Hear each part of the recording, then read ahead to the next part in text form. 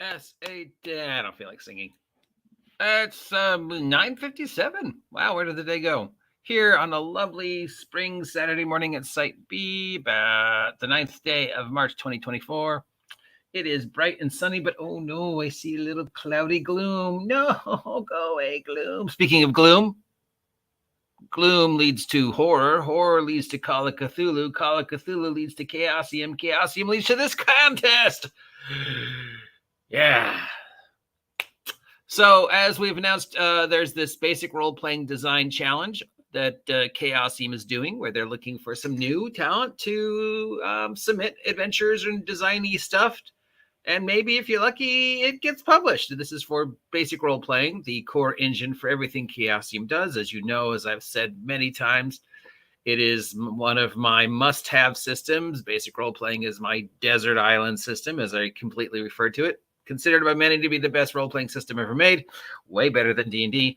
Anyways, so let's go over what you need to submit if you're thinking about joining it. So I thought I'd go over it with you guys. So, and of course, I included the link.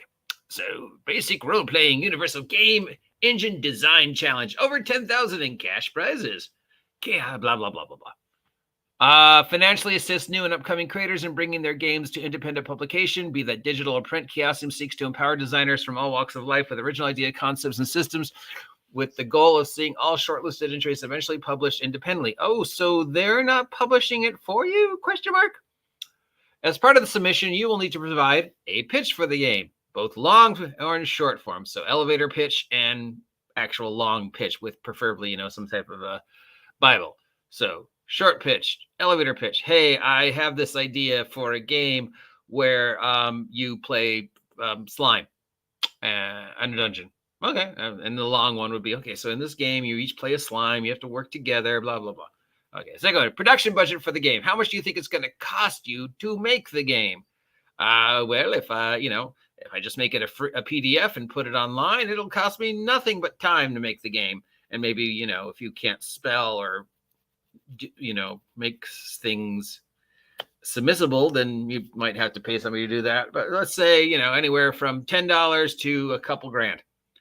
Outline how the winnings from the BRP Design Challenge will help bring their game to life. Okay, so if I win, this is what I would do with it. I would pay artists, pay for advertising, blah, blah, blah.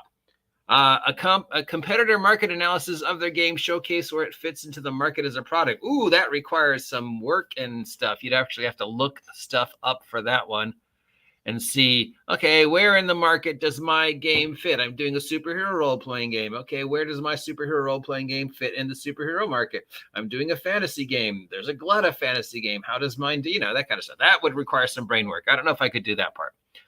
How the BRP rules have been used in their game. So how, example of how you're using the rules. BRP being a percentile-based system. So you would show examples and stuff like that. What makes their use of BRP system, their setting, and our gameplay experience unique? How is your fantasy game different than every other fantasy game? What are you bringing to the table that, hasn't been done before or has not been done in one specific way? I mean, there's only so many ways you can tell that story. 34 or 35, depending upon which theory you believe. So how do you make yours different enough to catch their eyes? What's your, as they call in advertising, your green umbrella? What makes yours stand out? If every umbrella in the scene is black and there's one green umbrella, that's the umbrella that stands out. That's the umbrella that your eyes are instantly drawn to. That's a trick they use in advertising and movies and everything like that. So what makes your game stand out?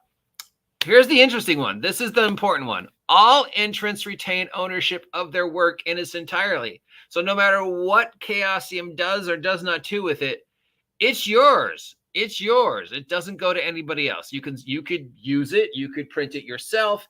Even if they print it, it's still yours. If they don't print it, they don't own it. That's completely different than most of the other companies. Wizards of the Coast, if you submit something to them, they own it, lock, stock, and barrel. You can never get that back. Even if they never do anything with it, it's theirs. and you can't republish it if, you know, a year from now you're like, oh, I submitted something to Wizards, they never did anything with it, so I'll go to somebody else. Nope. Wizards can come after you and go, no, that's ours. They can also release it and change it enough that, you know, they can say, hey, that's not his. We changed it. Look, we changed that name to that name. And you, by giving them your product, accepted that. Same thing with the people who submitted to that Lego contest. That becomes property of Legos. You don't get that back. Chaosium is going, hey, yes, it's yours. Winners and shortlisted entries will all retain ownership, and regardless of what winning you received, they still publish their games royalty-free under the ORC license. Cool, they're using the ORC for this. And then, okay, so there's they'll be shortlisted, $500 prize. Winners will be the $2,000 prize, and then there'll be a People's Choice. That's the $500 prize. And then here's the Q&A, which is pretty long, but not outrageous. And it's submitted on the ORC. So this is the submission. You know, the usual stuff. So here's your elevator pitch. Here's your normal pitch. Then here's you go and get into the long form Bible detail kind of thing. This is an unusual way to present that now. I don't know if I would have used this format. The thing about target audience, how much you think it's going to cost you, the art shit. What is their ruling on art? Because we know that's a big thing, right? Let's see. Why can't I use AI tools like Midjourney or ChatGPT? The goal of the BRP design challenge is to uplift and support talented designers and creative. AI tools are programmed by taking content from talented designers and creators with their permission. So you can't use AI. You can use stock art. They haven't gone after stock art yet. Where does it say I can't use it?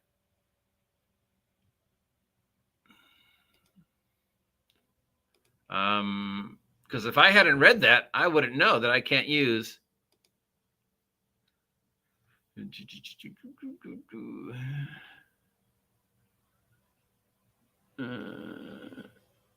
Yeah, it doesn't say. So if I hadn't read that question, I don't see any place where it says you can't use AI art. Does anybody else see that? Am I just missing it? No, it doesn't say. So if you hadn't read this question, you wouldn't have known that. How long should my game draft document be? As long as it needs to be to say what you need to say. I don't have any art or maps. Will that be a problem? Not at all. While we're very keen to see art, you may, if you don't have any, that's fine. You know, you find out, maybe if you win, you can afford an artist or whatever. I love the Call of Cthulhu fantasy system. Can I include it in my game? A simplified rules for that is available in BRP and open under the ORC, which means you can use it. Those are available in the BRP rules, and you can find them in games like RuneQuest. The BRP rules, of course, you can get online if you don't have them for like $4 or the hardcover for $22. I don't have a budget for my game because I don't know how much Certain King costs. How do I make a budget? There are many robust and look it up. Basically what they're saying. You can find it online. You can go to chaotic circles. You can talk to people who've done this. You know, there's probably forums and how-tos. So, yeah, they're not going to do the work for you and tell you, oh, this, you got to do this, this, and this. They're going to say, hey, you know, people have done this. It's online. We're not going to do the work for you. Hello, Hungar. I don't know what the competitor market analysis is. How do I make one? That's a good question. A competitor market analysis is a document that shows you understand where your product, in the case of the file, fits into the market. You should look at existing products that your game would be competing with and how they compare to yours with the target audiences as any niche your game fills. Similar to building a budget, there are lots of TPT creator resources online to help you with this, and probably some tools too, and some apps. You know, it's basically you're just putting together a spreadsheet of comparing and contrasting, and then a PowerPoint to go, okay, this is where my niche is, bam. This is my niche audience, bam. This is how mine is different from the one, bam. This is how mine stands out. Green envelope.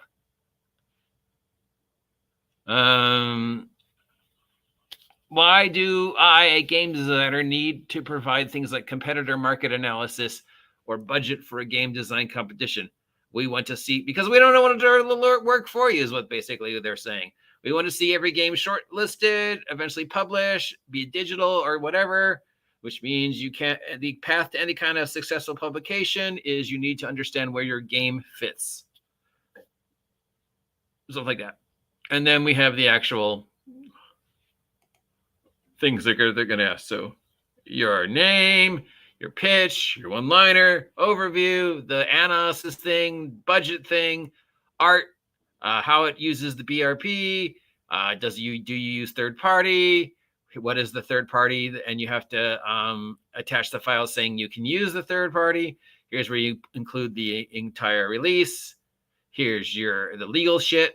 And then bam, you submit it. There you go. That is the entire thing. So link down below. Do you think you are clever enough to do one of these? I would highly recommend going over to the Chaosium website and seeing what games they've made and what games they haven't made, because that would be your first clue. Let's see, Chaosium. What game? I don't know. They've made Call of Cthulhu, the most popular role-playing game in much of the world. They've made Pendragon. Who made Super World? Who remembers that one? They made a couple others, but probably the most of them are known for Call of Cthulhu. But they also made RuneQuest, Pendragon, Seventh Sea, Rivers of London, Mythic Ireland, Super World. I remember Super World.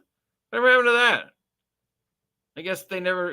Hey, they haven't done anything with Super World for a while. You could probably just maybe resubmit Super World. But there's a bunch of stuff they've never done. I don't see pirates on here. I don't see space on here. I don't see mecha on here. I don't see professional wrestling on here. They don't really have fantasy unless RuneQuest and Pendragon. Yeah. Okay. They do fantasy.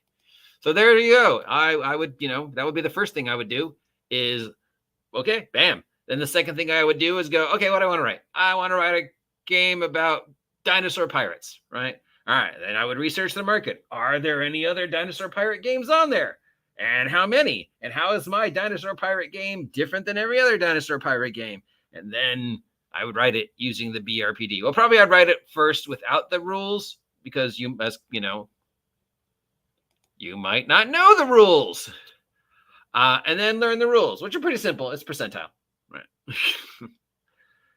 It's easily adaptable. If you've ever heard the story about the people who showed up at Zach S's house at midnight because they wanted him to run something, and he was able to whip together a game in like 20 minutes using basic role playing. So